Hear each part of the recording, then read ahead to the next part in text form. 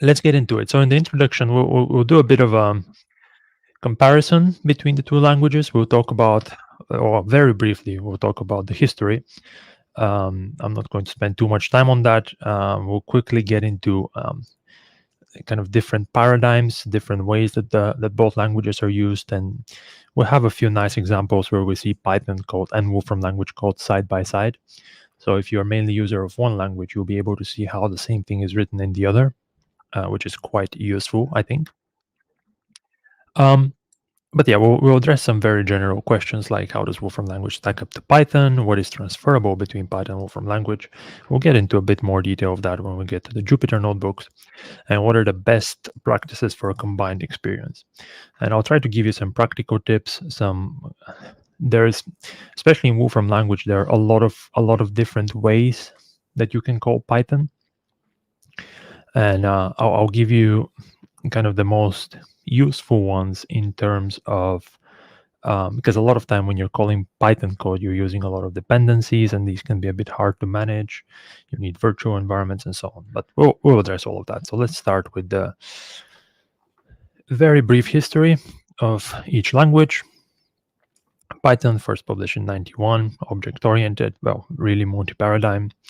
Um, First Python notebooks, Jupyter notebooks are the most common notebooks where you combine markdown text with just Python code. We'll look at some of those. One thing I forgot to mention is that you have access to the materials that we'll be looking at today. So this notebook that you see on your screen, and also the Jupyter notebooks we'll be looking at later on. If you're watching on Big Marker, you'll be able to download those from the link on top of the chat. And if you are watching on YouTube, you'll be able to get those in the chat as well. So feel free to get those materials, because the materials are actually quite long. They're intended to be for much longer than an hour and a half. So we're not going to be able to cover everything in this webinar. So feel free to download the notebook and kind of explore them in your own time. But in this webinar, I'll try to cover the kind of the basics and the most important stuff. Okay, so Mathematica, a bit older than Python, released in 1988. And kind of the first distinctive feature of Mathematica, if you compare it to Python, is the very tight integration between the kernel or the interpreter and the front end, which is Mathematica, the IDE, if you want to call it that. Typically in Python, I mean, many people use IDEs like, I think we have, yeah, many people use VS Code, IntelliJ, Eclipse. There's no really standard, I would say, IDE for Python.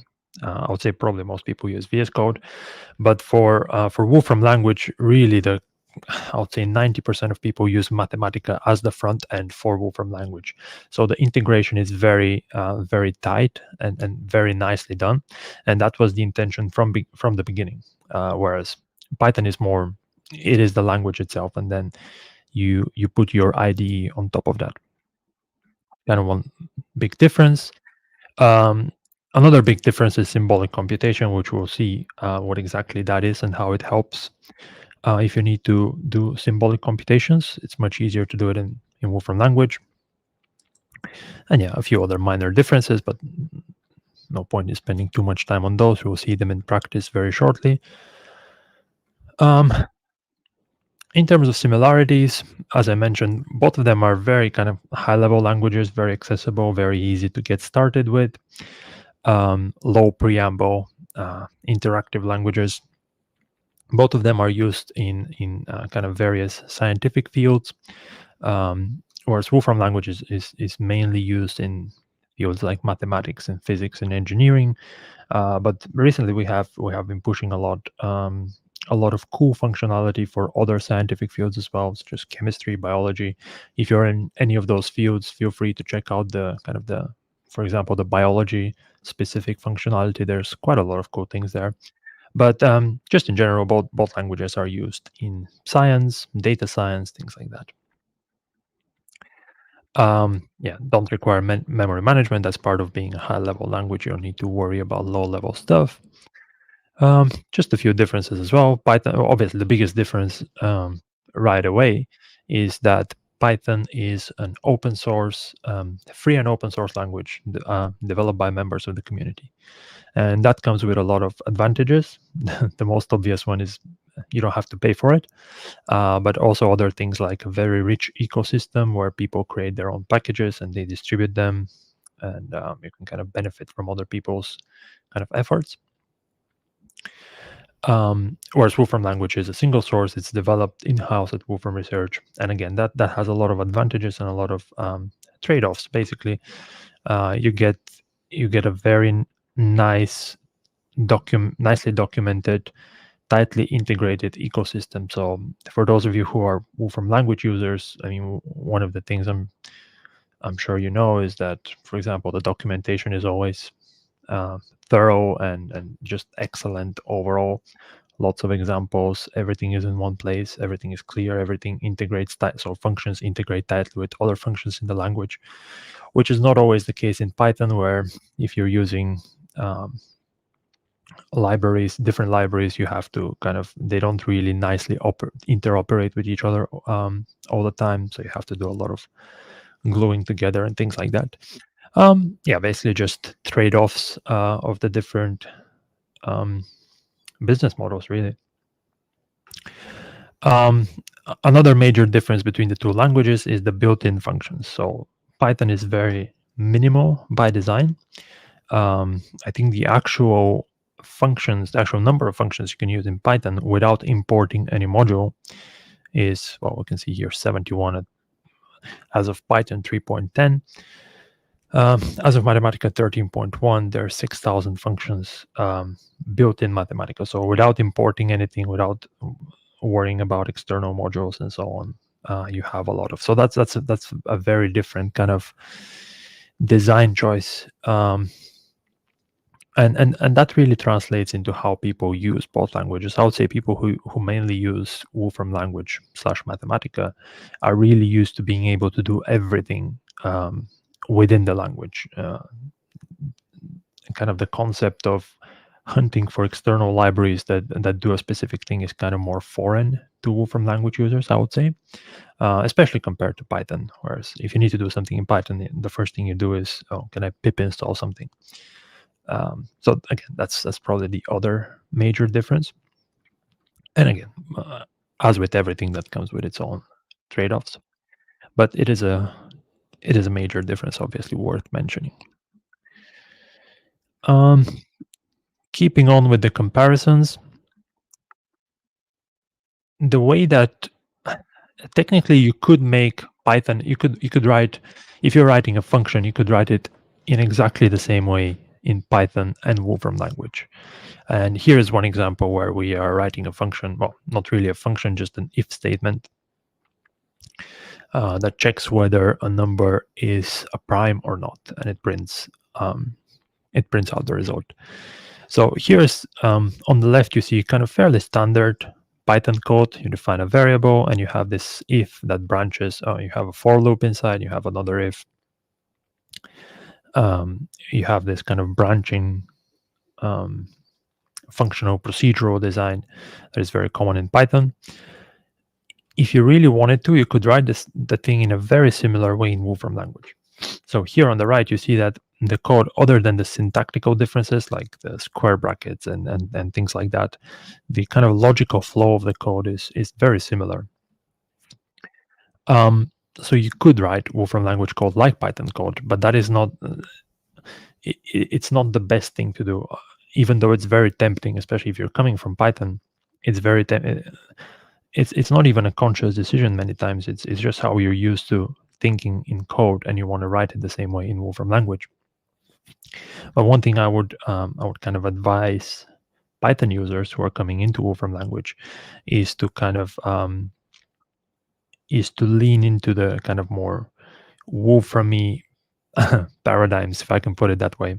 So, for example, here instead of doing if branches and for loops,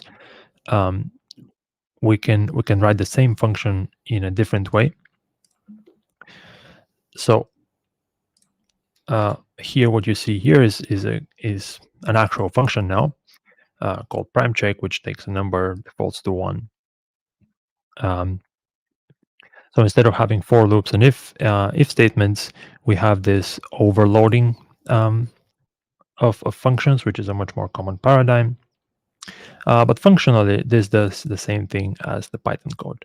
And the main point here is that even though you could write both languages the same, um, typically if you're trying to write, well, in this case, Wolfram language the same as Python, there is probably a much easier Wolfram language way of doing the same thing.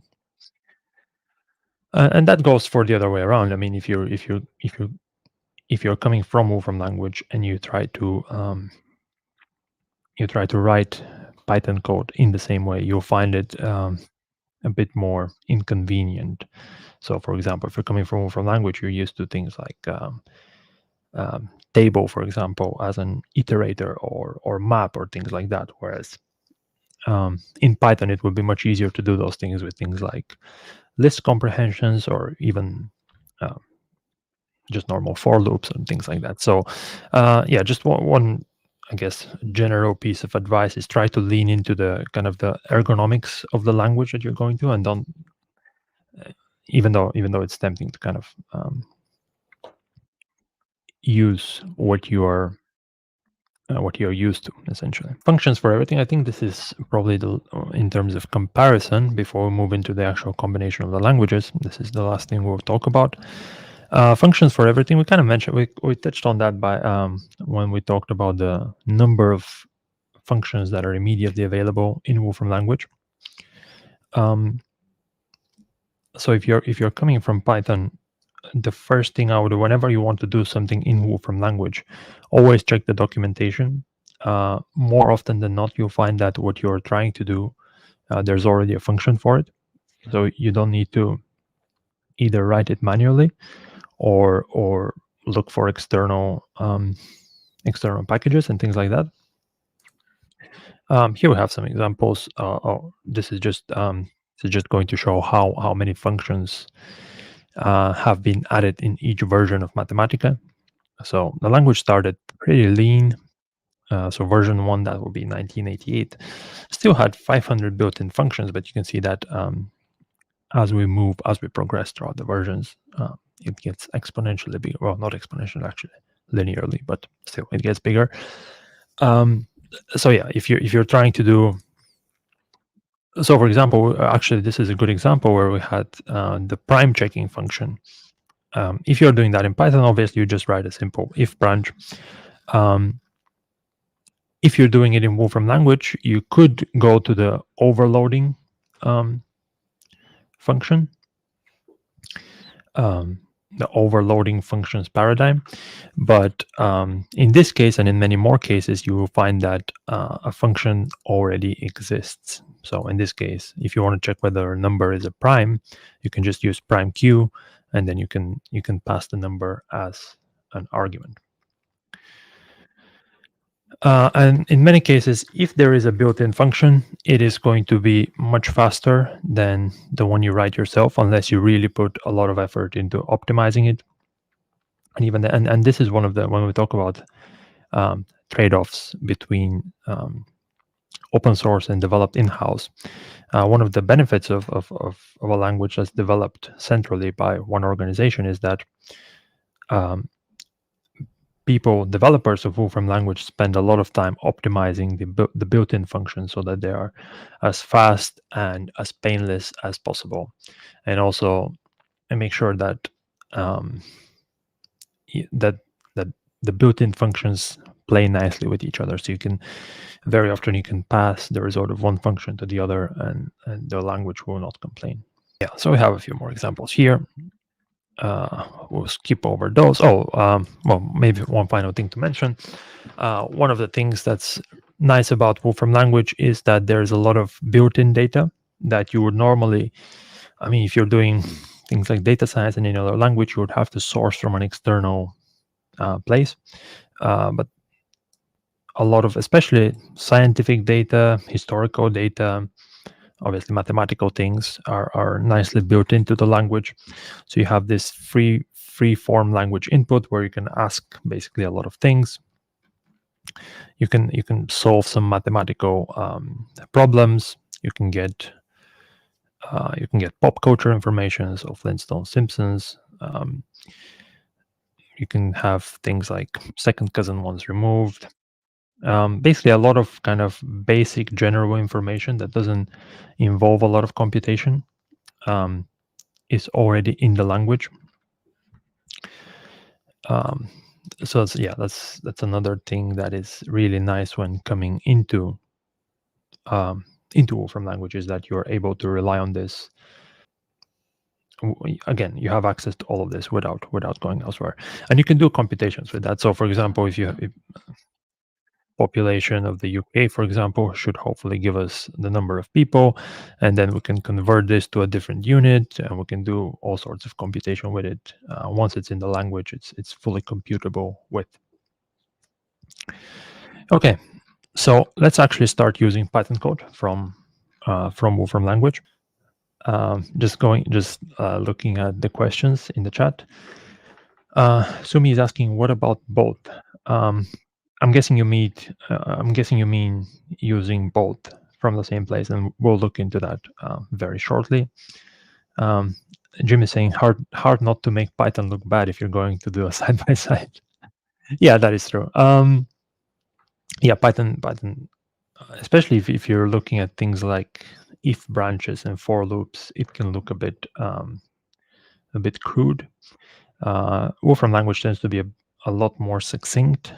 You can, instead of writing a for loop that branches down, you can combine everything into, let's say, one table or something like that. But yeah, the languages do look very different. So that's why I mentioned in the beginning, even though they are similar in a lot of ways, they're also very different in a lot of ways. Safi is saying, thanks so much for the webinar. I have the following questions that I would like to clarify. What are some examples where Python performs better than Wolfram language and vice versa? So that's a very good question. I would say, in terms of examples where Python performs better, it would be some highly specialized libraries. So if you're working in any field where you need a very niche functionality that is not a part of the 6,000 and so functions in Wolfram language, very often there is a Python library that does that very specific thing you're looking for. So obviously you could rewrite that in Wolfram language and it's probably going to be faster. But if you're just trying to solve a problem to get something done, very often it's much easier to just grab that Python library, do your analysis, and then just call it a day. In terms of where Wolfram language is easier, or more helpful or better just in general, basically everything else.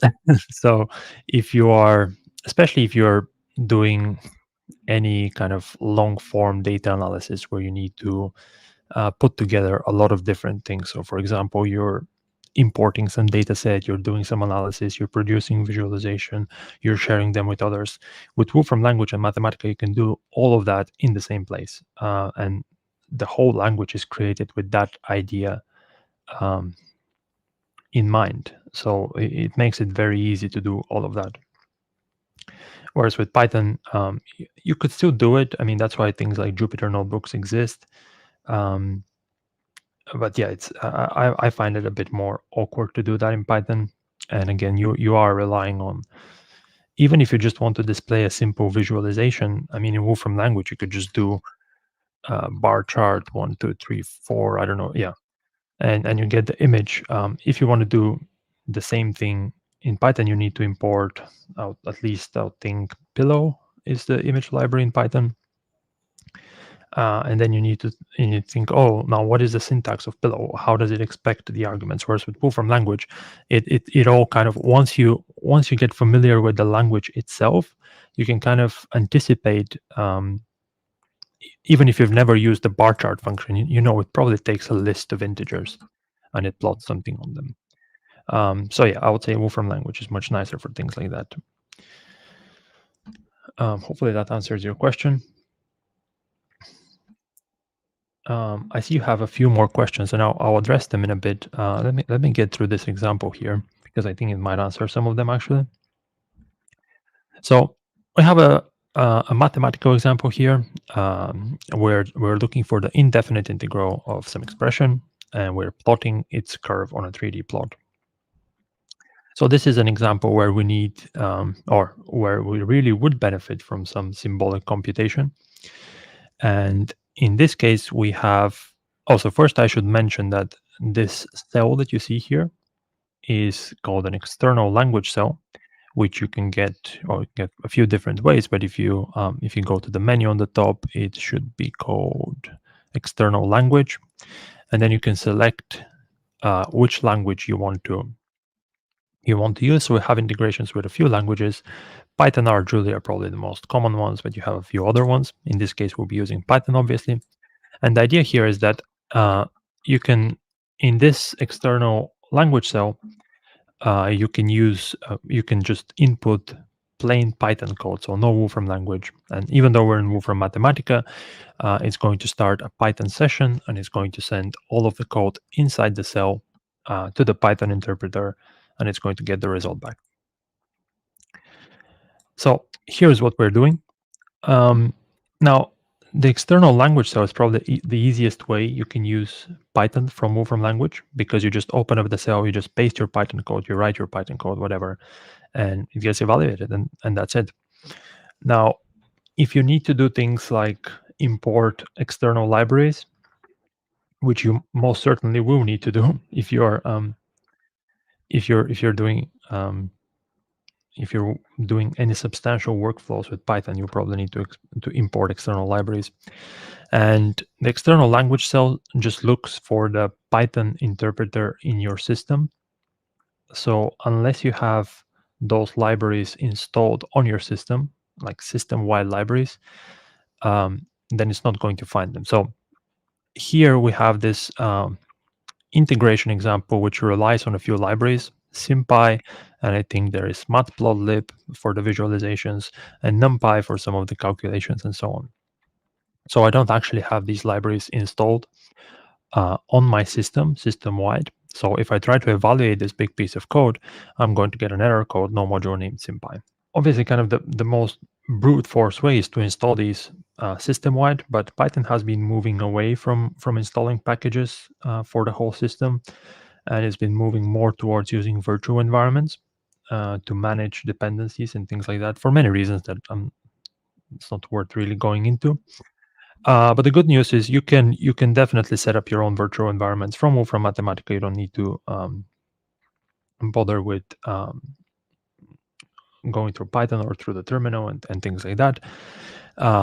But instead of using external language cells, if you want to set up an environment that includes the packages you need without installing them for your whole system, you can use external evaluate. So external evaluate is probably the function that you'll be using the most if you're running Python code from Wolfram Mathematica, and it allows you to pass again whichever language you want to evaluate an expression for, in this case Python.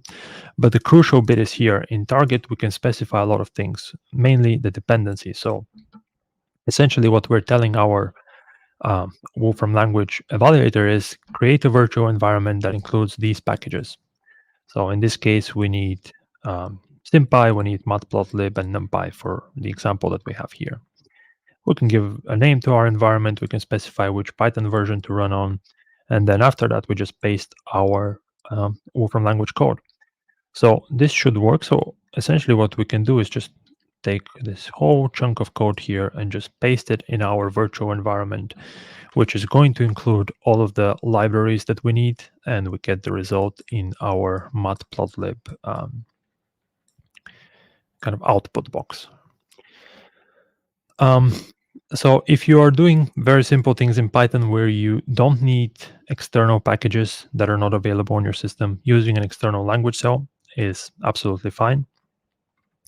If you are doing anything substantial and you want to create a virtual environment that includes the packages you need, I would go the external evaluate way. External evaluate has a few more advantages, and we'll see how we can use it to kind of mix Python and Wolfram language code in the same expression, which some people have asked in the chat. So that's why I want to get through these examples first, because I think they will answer your questions. But yeah, for the most basic use case, specify Python, specify a virtual environment, and just paste your code here. I would recommend looking up the documentation for external evaluate because it's there are a few things going on here. There's a list, there's some associations. So look up the exact syntax. But once you get used to it, it's kind of very natural to whip up an external environment, a virtual environment, and just evaluate your code. If we want to do this integration with Wolfram Language, we can use the built-in kind of symbolic computation capabilities. So the actual calculation is just one line, and then the plot, the 3D plot, is another line of code, and you get the same result. So this is again going back to the question of Safi, I believe it was. In which cases is Wolfram Language better? This is one obvious one where we have symbolic computation and plotting. You can see that in Wolfram Language as almost trivial to do compared to Python. Okay. Let me see if I can answer a few more questions before moving on. Safi is asking, how can Wolfram Language and Python complement each other? What are specific ways we can use them together to get the best of each? I would say that the most common use case, at least for me in kind of my own experience, the most common use case is I already have some workflow in Python. I have a script that does something, or I have a full-blown application that does something, and I want to extend it, for example. At this point, it's I know that, let's say I need visualization, I need API functions or things like that. So I just call that existing Python code base from my Wolfram language. And that's probably the most common way of combining it.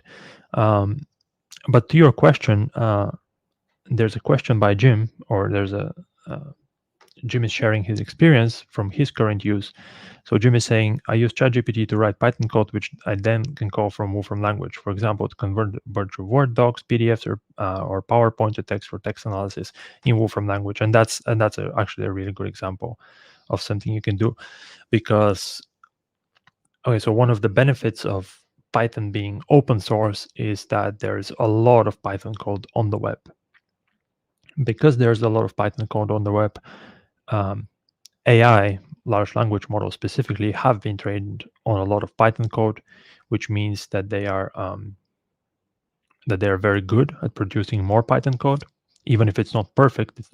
Even if it's not optimized or nicely written, very often it is functional. So what Jim is saying is that if he needs to accomplish some task like converting whatever PowerPoint presentations to text, he can ask ChatGPT, for example, to generate the Python code, and then calls that Python code from Wolfram language, because things like text analysis are much more easily done in Wolfram language. And again, that goes back to the point. That's another example of a case where Wolfram language is better for things like text analysis. It's very easy to. There are a lot of built-in functions. So, for example, if you want to create a word cloud from some string, I believe, let me try to see if this will work. Basically, you just pass the string to the word cloud function, and you get a nice word cloud. Again, if you try to do the same thing in Python, of course you can, but you can. You will definitely need an external library, and you will need to look up the syntax and so on. Okay. A few other examples here. I see that there are a few more questions, and thank you for all the questions. That's really nice that we're getting a interactive session. So I will get through all the questions, I promise. In Python, lambda functions. So in a lot of times you want to do something in Python in a single line, used or what is called lambda functions or anonymous functions more generally. So here is an example where we get the product of three numbers, and we can do the same. Um, there there isn't a strict equivalent to lambda functions in Wolfram language. There are pure functions which you can define by using this function. Um, but basically, again, if you want to do something in a single line of code in Wolfram language, you would use this function to create a pure function, or more commonly, I think you can actually, let me see if this will work. More commonly, you would use this ampersand to define a pure function, and then these would be slots. Let me just see if that works. I'm kind of curious now. Oh, we don't need the map because we'll call that. I'm not sure if this will work, so maybe I should go back to the function statement. But a lot of time you use this ampersand symbol, which stands for a slot in a pure function. But the benefit of using that is that you don't need to give the function a name. You don't need to give them arguments and things like that. So if we wanna square a list of numbers, we can say 2, 4, 6, and that will work.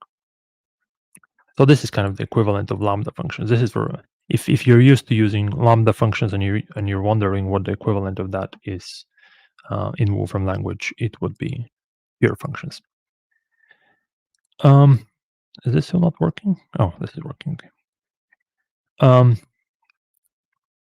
Again, some cool things you can do in Wolfram language. As I mentioned before, a lot of things kind of work nicely with each other. So you can obviously get the product of a few numbers. You can also get product of colors as well. And essentially, the way this works is all of these color objects are defined by their kind of red, green, and blue values. So when you pass a color object to times, it just multiplies the actual underlying color values. So a lot of things like that exist in the language. No programming. Again, this is kind of a paradigm difference between the two languages. Even though you definitely the main way that Wolfram language is used is functional, and a very common way that Python is used is functional. But again, you'll see that you'll see some differences. Like here, in this piece of Python code, we define a function called myfunc. It takes two arguments, x and c, and you have this if statements, branching kind of if statements where you're checking does the argument match something, then return something. If it's something else, then return something else, and so on. So that's basically every time, well, not every time, but very commonly when you see Python functions, they are in this kind of branching if statement control flow format. If you were to write the same thing in a kind of more Wolfram languagey way, you would define one function and then you would overload it. When we say overload, basically we mean that we define the function to do different things depending on what the input is. So here we are defining a function called myfunc1, and we're saying that it's going to take two arguments. It's going to take x and c, but we're saying that if x matches some pattern, then this will be the function definition. If x matches another pattern, then this will be the function definition. And then if it's anything else, then you just throw an error message, essentially. So that's a overloading and pattern matching is much more common in Wolfram language code. So if you're kind of inspecting any large Wolfram language code base, this will be a much more common thing to see than something like this. Staffy is asking, what approaches have helped Python users feel comfortable trying out Wolfram language? I have some advice from my kind of own experience. One thing I did when I was starting out with Wolfram language is that in many cases I was trying to write, let's say I wanted to do some simple task, square a number, for example. I would start writing a function like I would in Python. Like if I was doing the same thing in Python, I would say def square function. I'll pass it an argument, which will be a number, and then I'll do something, right? So a lot of times when I was starting with Wolfram language, I would have I would have started doing that square function. I would say number something. I would start defining a function, and many times after I have done all of that, after I've defined my whole function and it does something that I want it to do, I realize that there is a built-in function that does the same thing, but in a much more kind of elegant and simple way. So probably my top advice, that is just a very general piece of advice, is always check the documentation first. Even if you think something is niche and there's no way there would be a Wolfram language function, there's a very high chance that there is a Wolfram language function. So kind of being able to rely on the documentation. Now, I don't know about you, but when I'm writing Python code, the documentation is almost never the first place that I look into. Not that the Python documentation is universally bad, but it's not very user friendly. I think we can all agree on that. So in many cases, I mean, back in the day, I would have used something like, or just Google whatever I need to know, find some Stack Overflow thread and see how it's done. And only if I can't find anything else, then I would go to the documentation of either the language or the package, and I would do that. Once you start using Wolfram language, you realize that having extensive, thorough, user-friendly documentation is really, really helpful. That's my top advice. Then I have some advice like for specific paradigms. So, for example, that these kind of become more situational.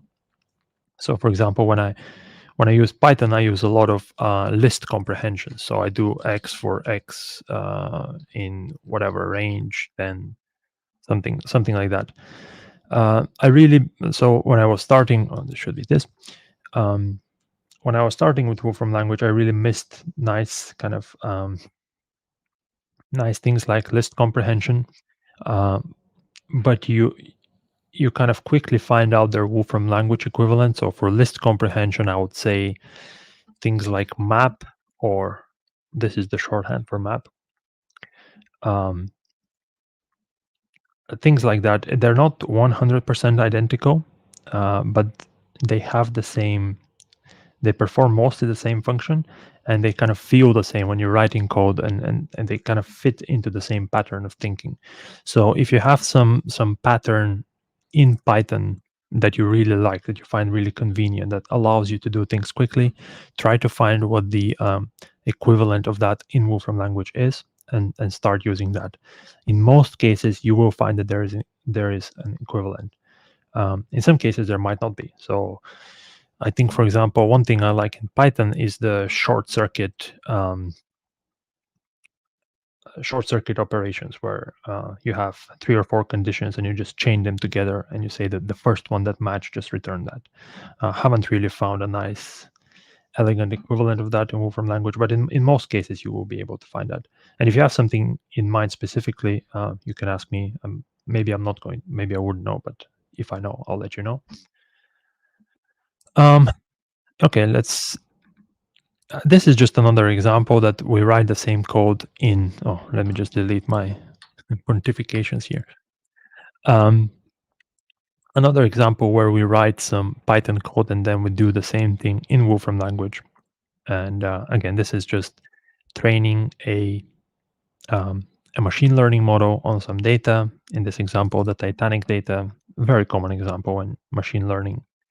And then once we do that, we have a classifier, and we can ask things like, if I was a passenger on the Titanic first class, I'm a male, 30 years old, what is my likelihood of survival, and things like that. It's a very common example in machine learning. I'm not going to go through it. It's just how to do it in Python and how to do it in Wolfram language. Things like machine learning, if you're just kind of iterating, experimenting, ideating, Wolfram language really excels at giving you high level functionality that you can just plug into.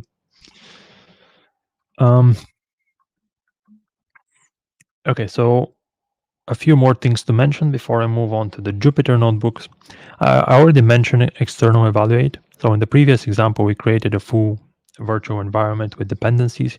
You can just go external evaluate, just say, I want to evaluate some Python code, and then you paste the Python code inside. I think in this case, this will work because I do have NumPy installed system-wide. If I didn't have it, I would need to create a virtual environment. But just to show you something else that is useful when using external evaluate is you can mix and match Python code with Wolfram language code. So here, if we look at this kind of very simple example, we're saying external evaluate, I want to evaluate some Python code.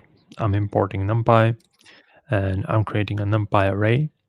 And normally the syntax would for that in Python, if we're just writing normal Python code, it would be np arrange 10. But we can actually get the 10 from Wolfram language as well. If we evaluate this expression, that gives us 10. And we just plug it into the Python code. And these symbols here stand for string join. So we're essentially constructing a string that will contain the Python code that we're passing on to Python. And you can do that for anything that you can make a string out of. You can use Wolfram language code with string join alongside your normal Python code, and then you get the result, which is just an array of essentially range 10. Yeah, I'm just skipping over some things just because we don't have time to get everything. Here's another probably more useful example of mixing Python code with Wolfram language code is if you want to specify the working directory for something, you want the directory to be the directory of the notebook you're currently in. You can get that by evaluating this function. So what we do here is we are passing it directly to our Python code. Again, using string join to make sure that Python receives actual strings. Okay, cool stuff. We're exactly halfway through, so I'll use this opportunity to switch over to our Jupyter notebooks. But just to kind of summarize before we kind of exit Mathematica, external language cells, the most simple way of calling Python code from your Wolfram Mathematica instance.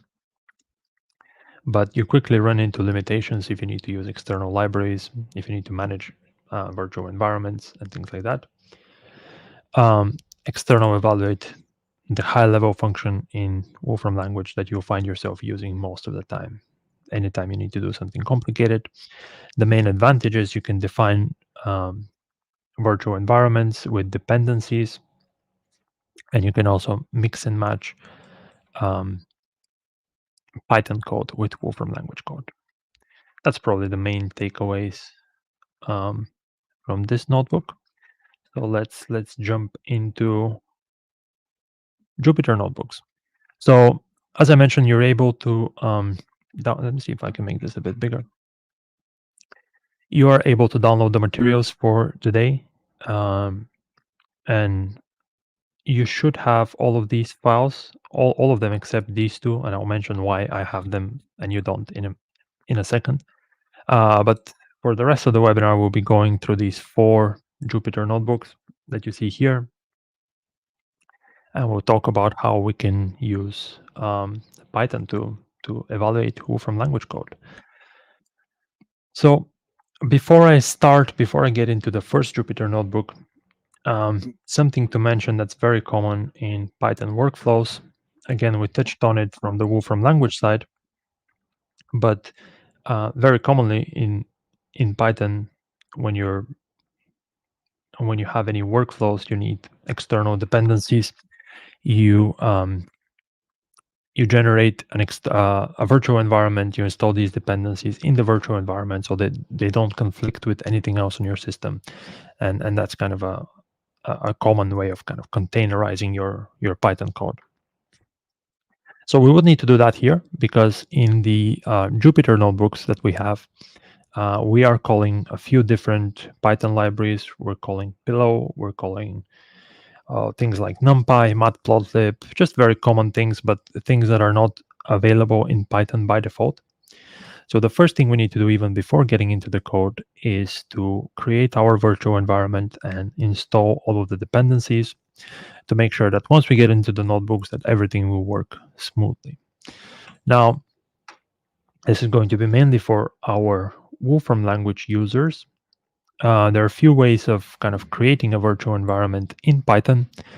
Um, Here we'll be using VS Code actually to look at the Jupyter notebooks, and VS Code does have a kind of a nice and easy way to create a virtual environment. Maybe I can just show you that. I want to do it manually, but I'll show you how to do it in VS Code as well. So whenever you open a Jupyter notebook, you have this menu here on the top right. And if you're not using VS Code, if you're using some different IDE, it will be very similar. I'll just show you the VS Code way. Well, I'll show you the manual way anyway, so you can do it IDE independent. But if you're using VS Code, you can select Python environments, and then you can create, there's a point and click menu to create a Python environment. But we're not going to do that. We are going to kind of do it more manually. So what I'm going to do here is I'll find the folder in which I have where I want the virtual environment essentially. So I'm on Windows, so it's a bit more awkward. But anyway, I right click on the folder, I open it in terminal. This could be Windows terminal. If you're on Mac, it could be Mac's terminal and so on. Essentially, you want access to the shell of your system. Let me make this a bit bigger. Let me clear that. So the way to create a Python virtual environment manually is you go to the directory where you want that environment to be, and you just call Python. Let me just write that and I'll explain what we are doing. Make this a bit bigger. So we are calling the Python on our system, and we want to say use the module virtual environment and call it dot virtual environment, which is just a very common naming convention for virtual environments. Once you do that, we can actually see what Python does is it creates this dot venv or whatever the name you chose for it. It creates that subfolder in your main folder, and that's where your virtual environment lives. So if we want to actually use it, we need to activate it. And again, this is depending on whether you're on Windows or on Mac, there's slightly different ways to activate that virtual environment. On Windows, it looks like that. You navigate into the new folder, you go into scripts, and you activate it, or you execute this activate script, which activates the virtual environment. And then once you do that, you can actually install the dependencies. So there are a few steps to kind of get going. And again, if you're doing this in VS Code, maybe it's a bit easier to kind of point and click. But I'm just doing it manually, just in case people are using different things, they can kind of follow along. Not everybody uses VS Code. But now we are in our virtual environment. So all we need to do is evaluate this command, which again, I'll make a bit bigger. So pip, again, for the benefit of our Wolfram language users, pip is kind of the main, the most common package manager for Python. So if you want to get started quickly, you want to install some dependencies, you do them through pip. And essentially what we're saying is install all of the dependencies in requirements.txt. So requirements.txt is this file that exists in the zip archive that you have access to. And this contains just all of the different dependencies that we need for this session. So you don't actually need to open it, just tell pip to look at that file and install all the dependencies. Once you do that, you'll see a lot of scrolling text. Hopefully there are no errors. And once that is done, we can actually start getting into the code.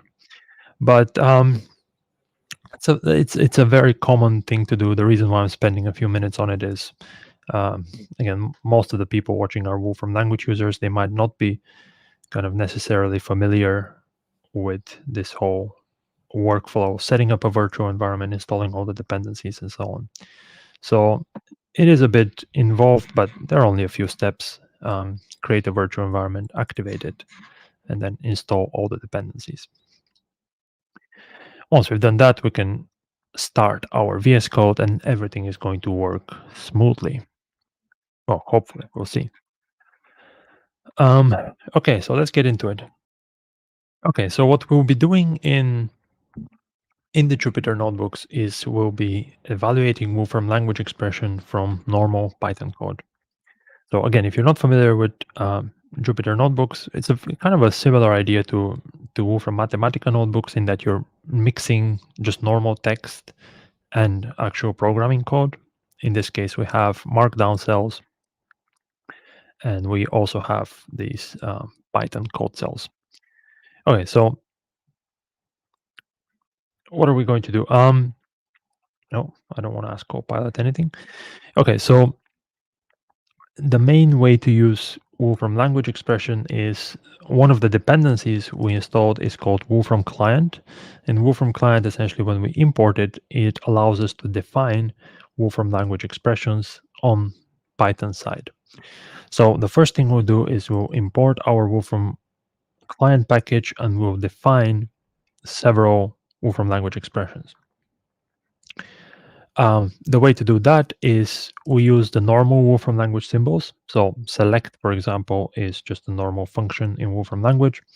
Every time we want to use a Wolfram language function, we just prepend it with this WL dot syntax, and then that makes sure we are using the Wolfram client package, which is able to define all of these Wolfram language functions.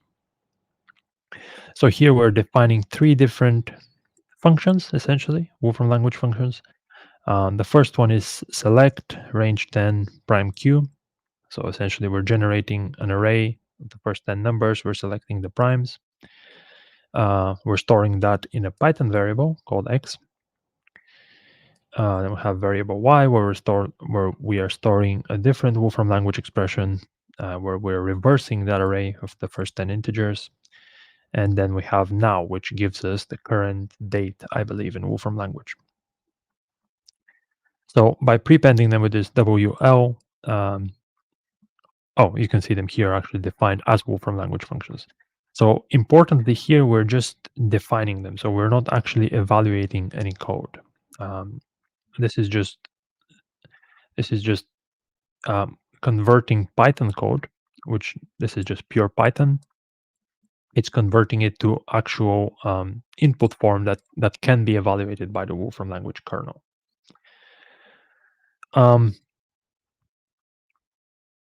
So for functions that are built into the Wolfram language, we use this WL syntax. If you want to define your own pure functions and things like that, use Wolfram WL expression or WL expr, which stands for expression, and you just have your normal Wolfram language syntax here. You have your array. So slightly different syntax depending on whether you're using built-in functions or whether you're defining your own. The most important thing here is we're just defining them. No code is actually being evaluated by the Wolfram language kernel. So how do we actually start to evaluate? Well, we import something else from the Wolfram client package, which is a Wolfram language session, which allows us to start to actually talk to the Wolfram language kernel and say, okay, I want a session and I'll be sending you some Wolfram language code and I need you to interpret that code. And the way we do this is we start a Wolfram language session and we just store it in a variable. Once we have that variable, we can just call it and evaluate different things. So what we're doing here is we are starting a Wolfram language session. We're storing it in the session variable, and then we're saying use that session to evaluate x. X being this function, essentially this function. So let's see how that works. So the first time you run it, it's going to take a few seconds just because it's starting up the kernel and all of that things. But once it's done, it will be able to evaluate your code very quickly. One minor comment here, you might, if you try to evaluate this on your own machine, you might get a weird error saying that no Wolfram language kernel was found on your machine. So obviously, if you don't have Wolfram language, you will need to install it on your machine. But if you do have it and you see that error, you might need to pass the path to your Wolfram language installation as an argument to this. So this would be something like C program files, whatever. I used to get that when I've done this webinar before.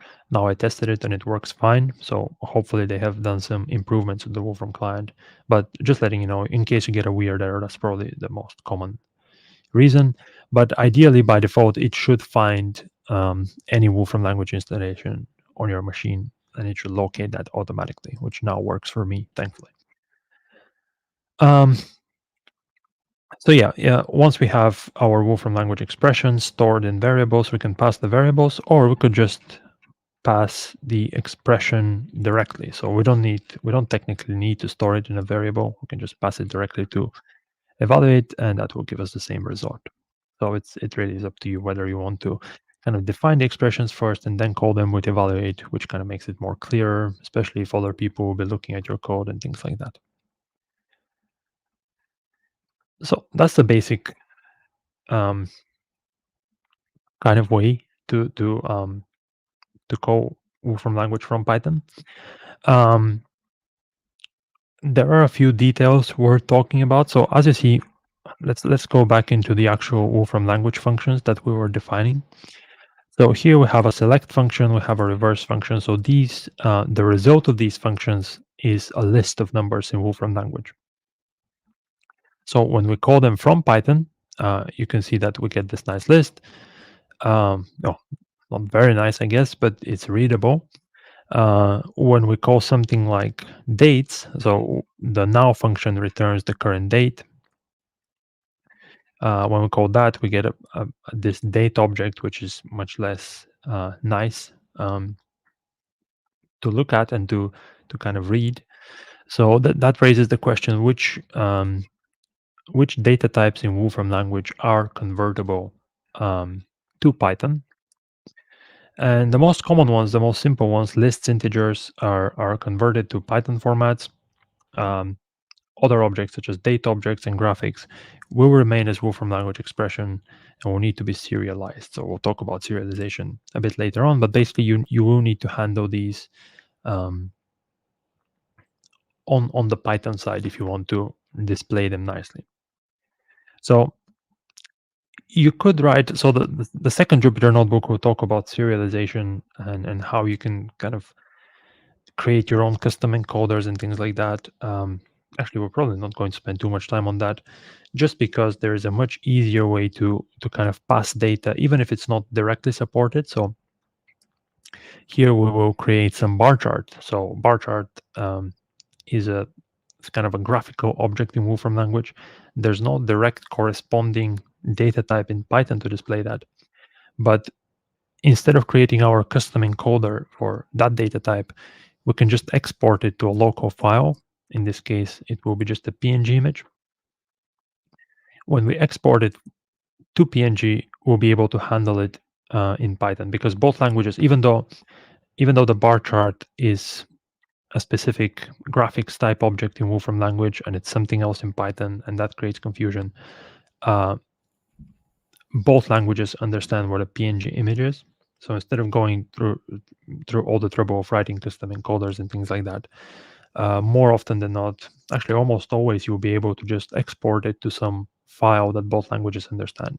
So if you're working with images, just export it to PNG or SVG or JPG or whatever, and import it from the other language. If you're dealing with some data sets, data sets are natively supported, so that should be easier. But if you do have some more complicated data set, just export it to CSV file or JSON file and just import it from the other language. And this is actually what we are doing here. So um, we have some data, which is just some numbers. We're creating a bar chart from those numbers. We're defining our path. So this is all. Oh, this is, by the way, this is actually a good example of mixing Wolfram language and Python code together. So we have our data, then we have our Wolfram language expression, which is essentially Wolfram language code. Then we have a line of Python code, which is using the OS module. So this whole line you see here is just standard Python code.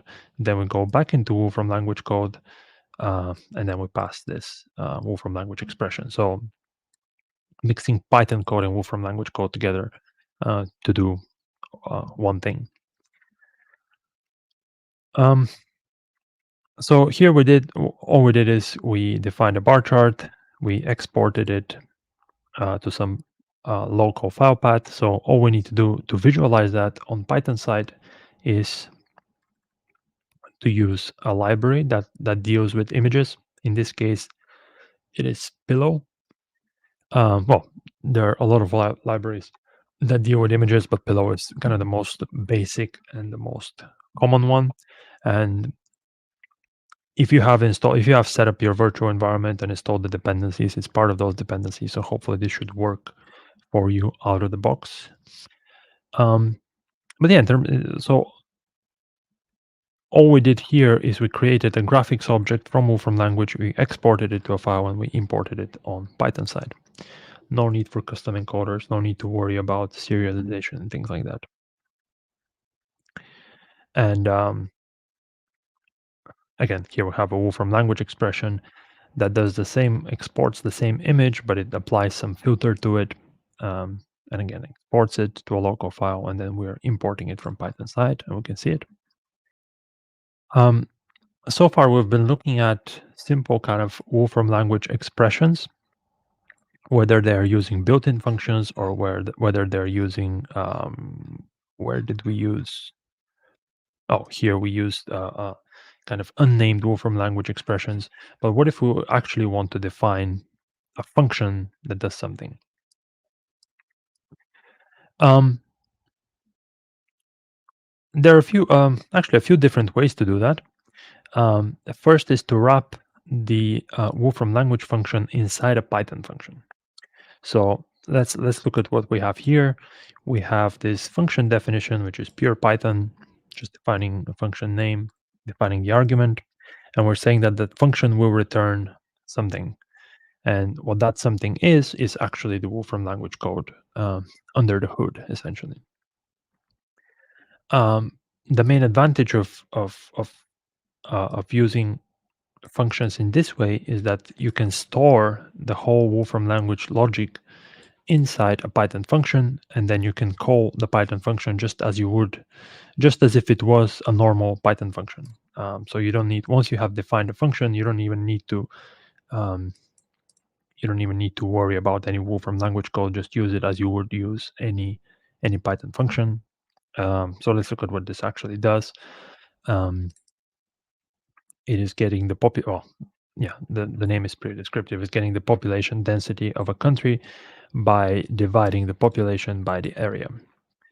Once we have defined that, we can pass it any country and we'll get some number out. Um, Another way of kind of accomplishing the same thing is to use a Wolfram language string expression. Um,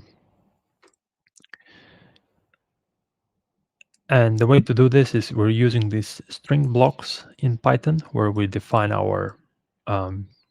we say everything inside this should be interpreted as a normal string. And then once we have, so all of that, this whole string is just Wolfram language code. Once we write our Wolfram language code, we can just pass the whole thing to our session evaluate, and we can just evaluate it like a normal code. Again, essentially that does the same thing. And then we can store it into a session function, and we can give it a name, and then we can call it in a very similar way to how we did the Python function. In my opinion, this is a bit more simple because you are defining it as a normal. It's a bit easier to follow. You're defining a Python function, and then it's returning some Wolfram language calculation. This you need to define the code first, then you need to store it into. You need to use session function to store it into a function and then call it. But two different ways of doing the same thing. You could use global environments as well, which is just another, really another way to do the same thing. One important thing to mention. So at the beginning of this notebook, we started a Wolfram language session to actually evaluate our code. So this is the part where we started the session. As with all kind of session object types, once you're done with it, it's very good practice to close it because it doesn't close automatically. The way to do it is by calling session terminate, and that will terminate the session. Alternatively, and this is a very kind of Pythonic way of doing things, is to wrap the whole session into a with context block, and that basically executes everything that is in the block and closes the session. So that's very commonly done with things like file system operations. Um, so, for example, if you're reading from a file, typically in Python, you wrap it in this with context block to make sure that you actually close the handle to the file. In this session, in this example, we're just using it for a Wolfram language session, which makes sure that the session is closed once the computation is done. So if you just need to do something, if you need to perform kind of a one-off operation, um, you can do that without worrying about closing the session. So Jim is saying once you can instinctively use essentially pure function and mapping over a list, the world is your oyster. Yeah, that is one of the definitely one of the nicer things about Wolfram language syntax is that you can use yeah the shorthand for map, the shorthand for pure function. It becomes very kind of easily ingrained into your brain, and it becomes very convenient to use. Um, Arif is asking, do I need to have Wolfram license to use Wolfram language in Python? That's a very good question. Um, the short answer is no.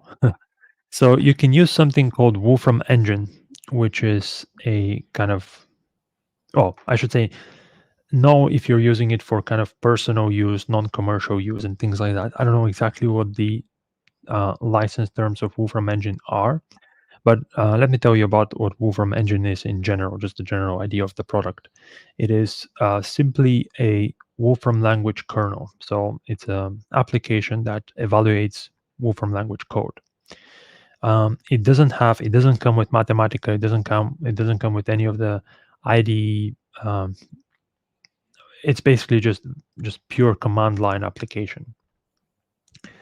Um, so you might think, well, why would I use that when I have Mathematica and I have all of these nice things?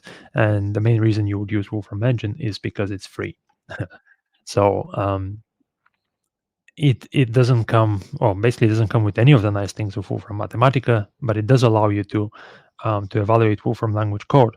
So if you are if you simply want to evaluate some Wolfram language code from Python, you can install Wolfram Engine, you can pass the directory to a Wolfram language session, and that will work. Again, look into the terms of use because I'm I'm certain that you cannot use it for commercial purposes or things like that. But if you just want to try it out, if you just want to play around with calling Wolfram language code from Python, that is probably the best way. So you don't need a license. If you want to get all of the nice things that come with Wolfram Mathematica, then that is obviously it's the better way, but that comes with a cost, obviously. Um, okay, so let's get into serialization. Well, I think I'll leave the serialization one for last if I have time, simply because, as I mentioned, serialization is all about passing objects from one language to the other. And as I mentioned, in a lot of cases, you'll be able to do that by exporting to local files, which is not only an easier way, but it's a more kind of uh, more efficient, more time respecting way. So we'll get into this if we have time at the end. But the other notebooks, the other Jupyter notebooks, contain kind of more interesting things. So I want to get through them first. So in the first notebook, we were evaluating Wolfram language expressions by using the Wolfram kernel installed on our machine. But what if we want to? Let's say we do have a Mathematica license, but we want to use it. We want to use it from a machine that we don't have it installed, and we can install it. Maybe a work laptop, maybe a personal laptop that we don't have the Mathematica installed or whatever. So just like you can use Wolfram Cloud to kind of evaluate your Wolfram language code, you can essentially use Wolfram Cloud from Python notebooks as well. And here we are. We'll see how we can do this. It uses the same kind of underlying library, Wolfram Client. And the way to do this is you can essentially create a secure key pair. So essentially, you want to authenticate yourself. You want to say, I am actually the owner of this license, and I want to use the cloud functionality. Um, but the way to do that is, instead of just passing your username and password in your Python code, which is not secure, you can generate a secure key pair and use that. So let me just show you quickly what the way to do that is. Oh, there is a hyperlink in the Jupyter notebook that shows you how to do that.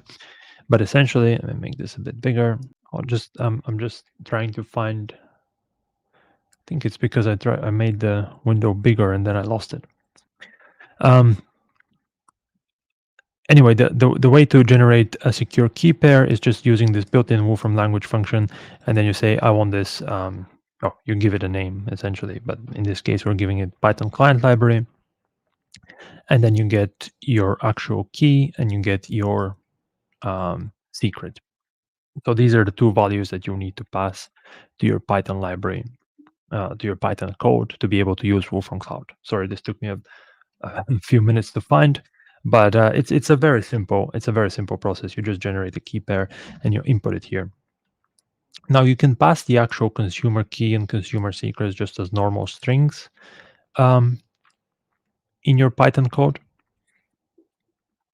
But obviously, anyone who has access to those has access to um, your essentially your Wolfram account. So that's the reason why I haven't pasted them directly here. Instead, I'm using these .env files, which are kind of a common way in Python to store environmental variables, such as sensitive API keys and things like that. So I'll show you what a .env file looks like. So essentially, you define some variables in your .env file, and you have the name of the variable, and you have the actual value. So in this case, if I want to have a consumer key and consumer secret, this is what my .env file looks like, and I've just pasted my keys here. Once I have done that, I can load them in securely without kind of exposing them to my code using this .env package. But anyway, if you're just the reason I've done that in this case is because I'm presenting a webinar to hundreds of people, and I don't want everyone to see my my keys. But if you're just doing that on your own in your own notebook, you can just paste the strings directly here. You don't need to have this kind of more convoluted way. But it is a good practice to know, just in case you're developing something that you want to share with people, because I can share this code with you, for example, and you can just create your own .env file. You don't need to actually mess around with the code. It makes it more easy, more shareable, and so on. Anyway, once you have generated your key pair and you have inputted it here using this secured authentication key function from the Wolfram client package, um, once you do that, you start a session. Um, and in this case, so in the case of, I just want to see the difference in the syntax very quickly. Where did we start the session here? Oh, so when you're starting a local session, you're calling Wolfram language session. When you're starting a cloud session, you call Wolfram cloud session. So everything else pretty much after this point is the same. But when you start a cloud session, you pass your credentials, you pass your consumer key and secret. You start and you check whether you're authorized. Hopefully, this should return true, and this means our session is ready to use. Once we have stored that authorized session in a variable, we just go evaluate. We pass our Wolfram language expression the exact same way as we did with the local session. And the only difference is that this is actually getting evaluated on a cloud machine and not on your personal machine. But again, you need to authenticate yourself, so it just makes it easier to use it. As I mentioned, to use it from other machines and use it from anywhere really. Um,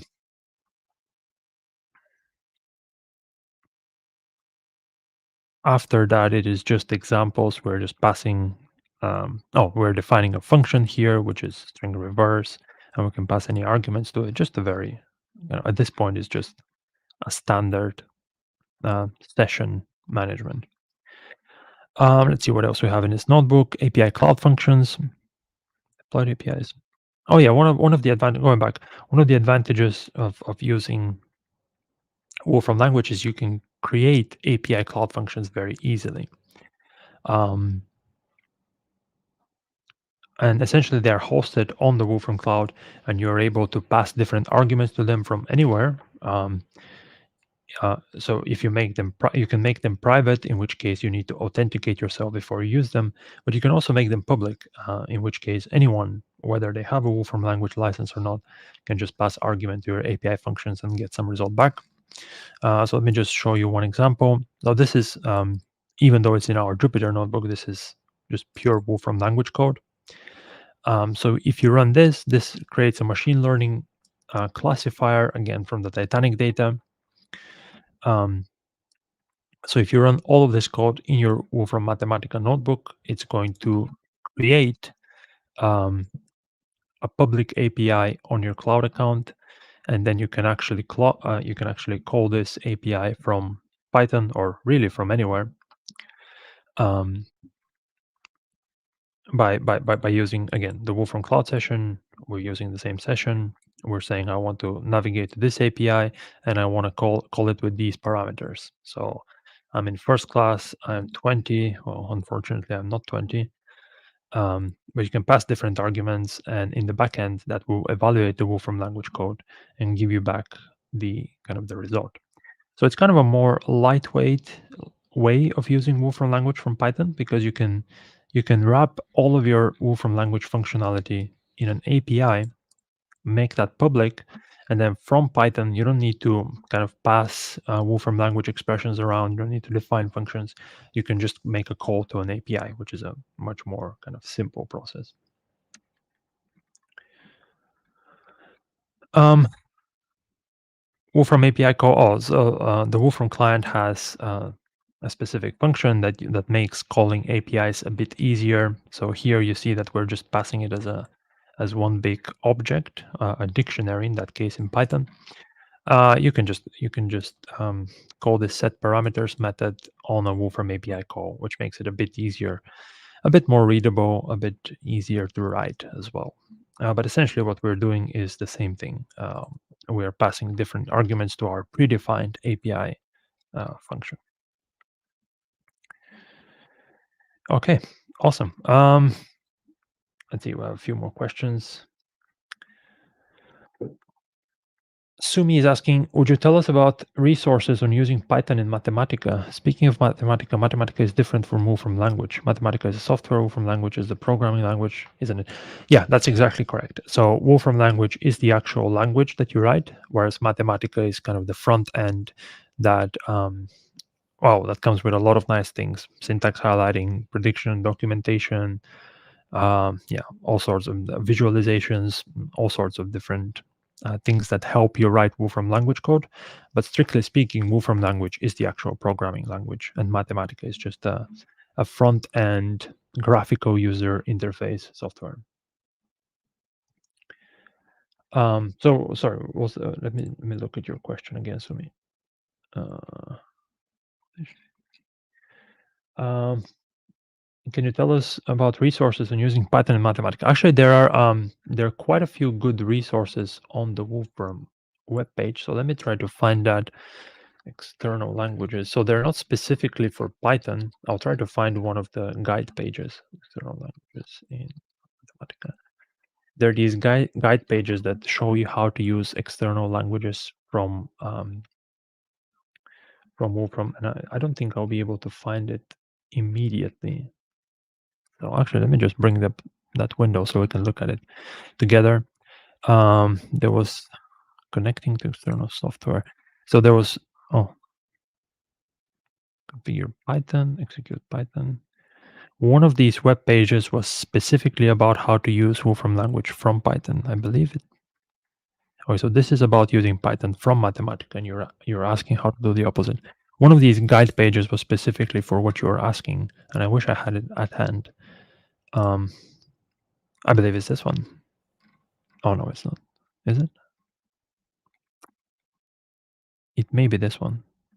In any case, I will. That's a good question. I'll find the specific guide page that I have in mind, and I'll send it to you after the webinar. But that's a good question, and you're right in your kind of classification of Wolfram language and Mathematica.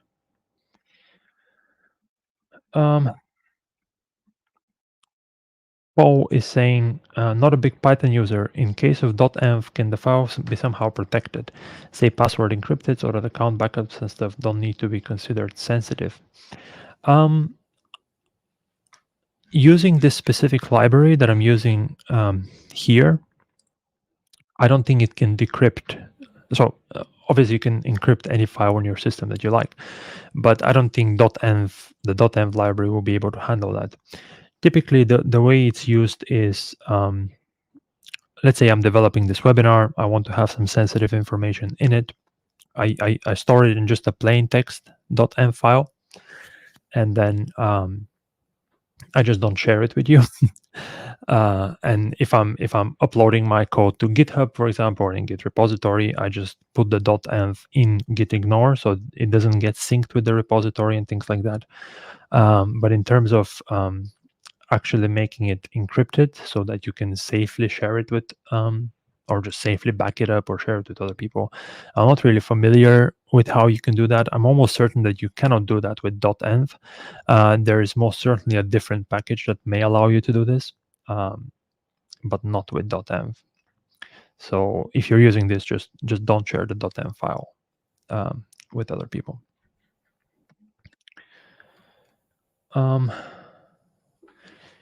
There is a long question by Jim, which I'll get to in a second. I just want to get through the other ones as well. So Sumi is asking, Wolfram Engine also plays so that we can use any other language by using Wolfram Engine. The web page may mention whether it is free or not. Someone else's questions and you answer. Yes. So yeah, Wolfram Engine is free to use under some terms and conditions. I don't have the exact terms and conditions in my mind, but you can check that out on the Wolfram Engine page. But certainly, if you're using it just to explore Wolfram language, if you're using it for kind of personal, recreational, hobby use, it is certainly free. If you're using it for commercial use, if you're developing products, it's certainly not free. So I don't know. In between those two extremes, I don't really know what the licenses are. So do look into that. But yeah, so because somebody asked if they need a Wolfram language license to kind of use the functionality we've been showing here, and strictly the answer is no, because they could use Wolfram Engine. Let me get to Jim's question. Is there any specific feature Wolfram has that gives it an advantage over Python? Symbolics. You can write the same expression, the same you would write it on whiteboard. So yeah, that goes back to the symbolic computation point. You saw it very clearly where we had that integration example where in Wolfram language it's one line of code, in Python it's a bit more than one. The notebook is a space shuttle compared to the Python notebook. Yes, yeah, the Wolfram language is very tightly integrated into the notebook environment, so that is obviously a nice advantage. The Wolfram language code for what I do is typically 10% or less of the length of Python code. Yeah, that's probably depends on what you write. But Wolfram language can be very concise. That usually comes. It's usually a trade-off with readability, but I would say even the kind of the most condensed Wolfram language code is still very readable. The Mathematica help book isn't like any other help book. I learned Mathematica from the help book in the 1990s. Yeah, so this whole point can be summarized as excellent kind of documentation and resource ecosystem for Mathematica. That's why when somebody asked the question, what was your advice to Python users? I would say just rely on not just the documentation, just all the kind of resource ecosystem. Yeah, I think the rest, Jim, are not really questions, so I'll just publish them so other people can see it as well. But thank you for the long and thoughtful reply. And yeah, I think you make good points. So can I use the same variable in Wolfram language and Python? You can, yeah. So if I go back to the Mathematica notebook,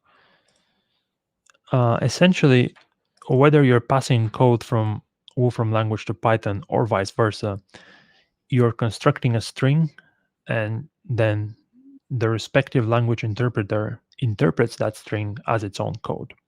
So I'll just show you the Wolfram language way of doing that, but the same applies to Python because we don't have a lot of time. So this is the example where, oh, here we're using a function actually, but this could just as well be a normal Wolfram language variable. Let's call it var. Let's call notebook directory. Yes. And then we can pass this variable directly to our Python code, and this is going to work in the same way. So yeah, um, essentially you can pass any variable as long as it's convertible to string. You can pass it to the other language. Uh, Anton is asking if one develops some code in the Wolfram language, can one use the Mathematica notebook assistant with its LLM capabilities to convert the Wolfram language code to Python? Yeah, absolutely. How can one do this? Well, I think the most simple way is, let's say you have some Wolfram language. Let's copy this functionality here.